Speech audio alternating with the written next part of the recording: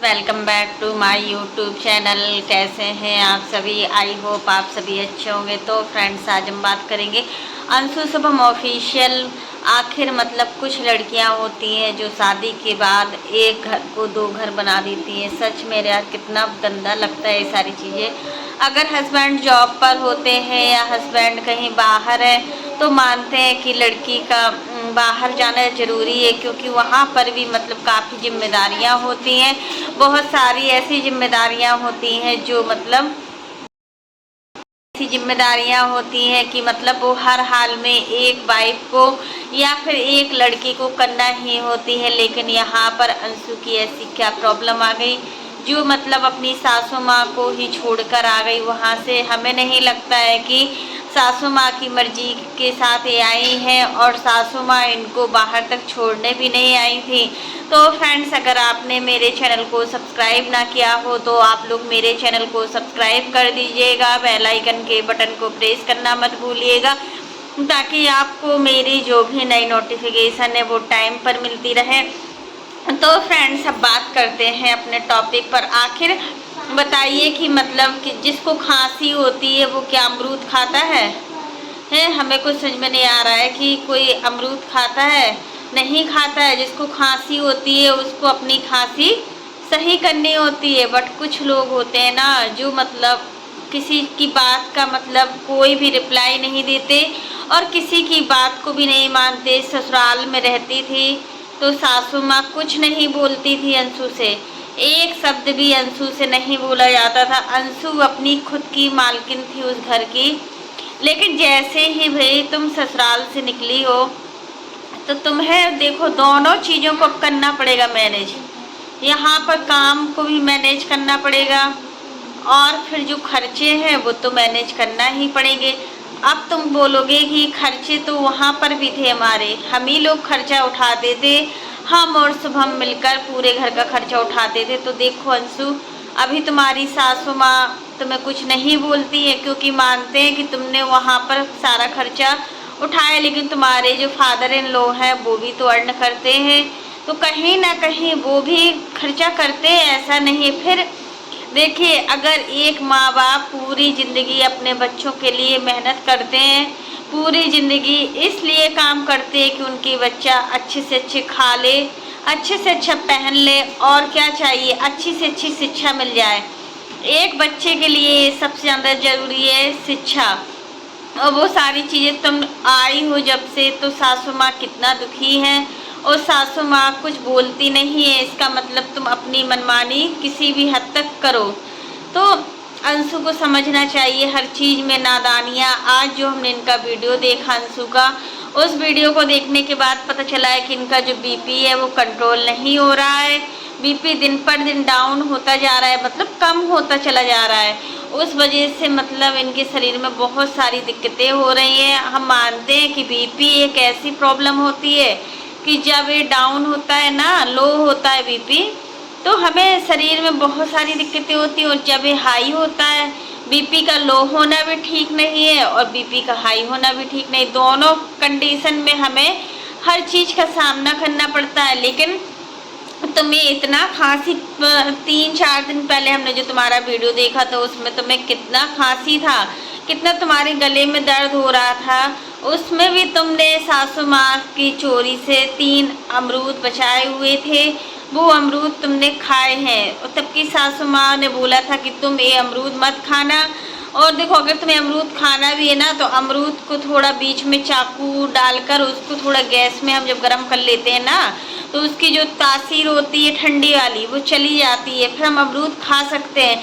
लेकिन तुमने उसको थोड़ी देर के लिए पानी में रखा था। हाँ, पानी में भी रख सकते हैं, ऐसा नहीं है कि हम पानी में नहीं रख सकते। अगर हम अमरूद को काफ़ी देर के लिए पानी में रख देते हैं ना तो उसकी जो तासीर होती है वो भी गर्म हो जाती है। लेकिन जब तुम्हें प्रॉब्लम है तो नहीं खाना चाहिए था, बट तुमने खाया। तुम किसी की बात नहीं मानती हो। सासू माँ कब तक इतना सहन करेंगी?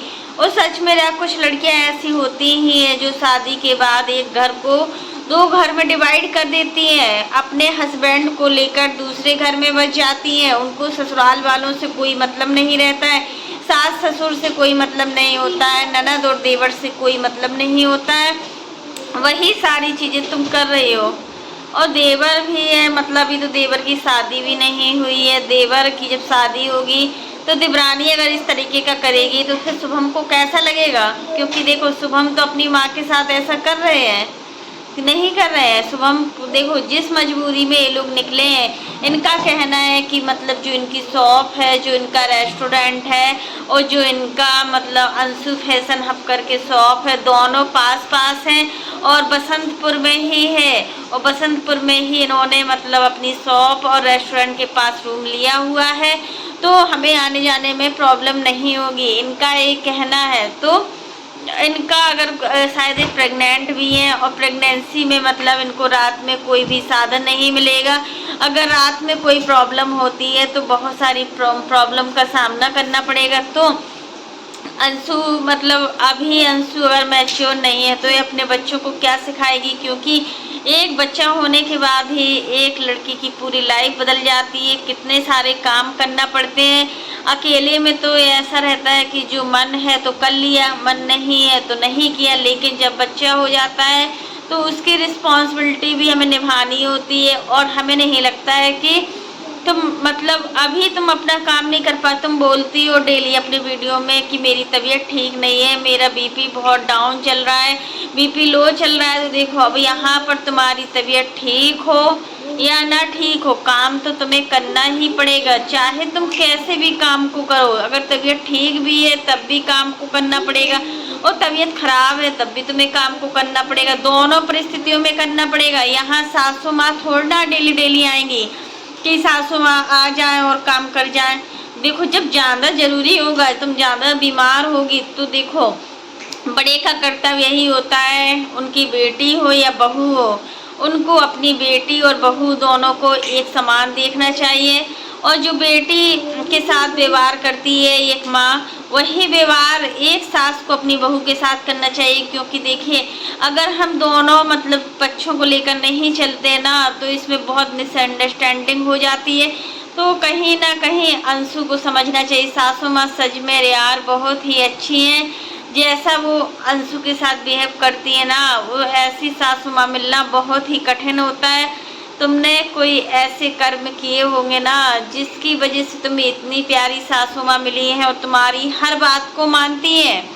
ये भी नहीं है कि तुम्हारी बातों को नहीं मानती हो, लेकिन तुम उसका क्या सलाह देती हो? तुम नहीं मानती हो, कोई भी बात नहीं मानती हो। आज तुम मतलब शॉप पर गए थे, तुमने बोला कि हम भी जा रहे हैं, कुछ शॉपिंग करके आ रहे हैं अपनी शॉपिंग शॉप से, तो तुम वहाँ पर दिखा रही थी, कलेक्शन दिखा रही थी, लोवर का कलेक्शन दिखा रही थी और शर्ट का, पैंट, मतलब अच्छा है आपका जो फैशन हब है अंशु फैशन हब अच्छा है। कोई आपकी एक फ्रेंड गई हुई थी, आप उसे अपनी छोटी बहन समझ लो या फ्रेंड समझ लो, वो भी थी, दोनों लोग साथ में थी, अच्छा लग रहा था। राधा भी साथ में थी और गई थी। शुभम भी दिन पर दिन मतलब शुभम की तबीयत बहुत ख़राब, मतलब उसको भी मतलब दिन पर दिन जाने क्या होता जा रहा है, पूरी आँखों के नीचे सर्किल हो रहे हैं, आँखें भी बहुत अलग तरीके की लग रही थी। आखिर ऐसा बोला है शुभम ने राज फैमिली के लिए तो कि कोई ऐसे वर्डों का यूज कर ही नहीं सकता।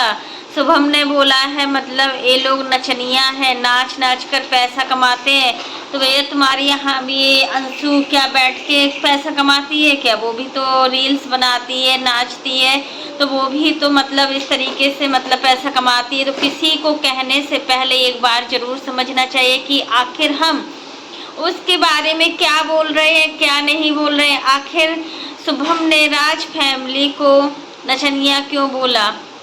अब वो रील्स डालते हैं, पूरी फैमिली रील्स डालते हैं वो लोग, तो इसमें अंशु भी तो डालती है, तुम्हारी बहन भी तो डालती है, फिर वो भी नचनिया हुए, दोनों लोग नचनिया हुए। फिर अगर वो लोग नाच नाच कर पैसे कमाते हैं तो तुम भी तो नाच नाच कर पैसा कमा रहे हो, अपनी वाइफ से नचवा नचवा कर पैसे कमा रहे हो, तो उसको कहने का कोई हक नहीं है। इधर सासू माँ थोड़ा सोशल मीडिया से दूर रहती हैं, वो नहीं चाहती हैं कि मतलब सोशल मीडिया में आकर उनको कोई कुछ उल्टा सीधा बोले। ये चीज़ हमें इनकी सासू माँ की बहुत ही अच्छी लगती है कि अंशु अगर कभी भी ज़बरदस्ती अपनी सासू माँ को वीडियो में लाती है ना तभी आती है, वैसे हम नहीं देखते हैं कि वो कभी आती हैं।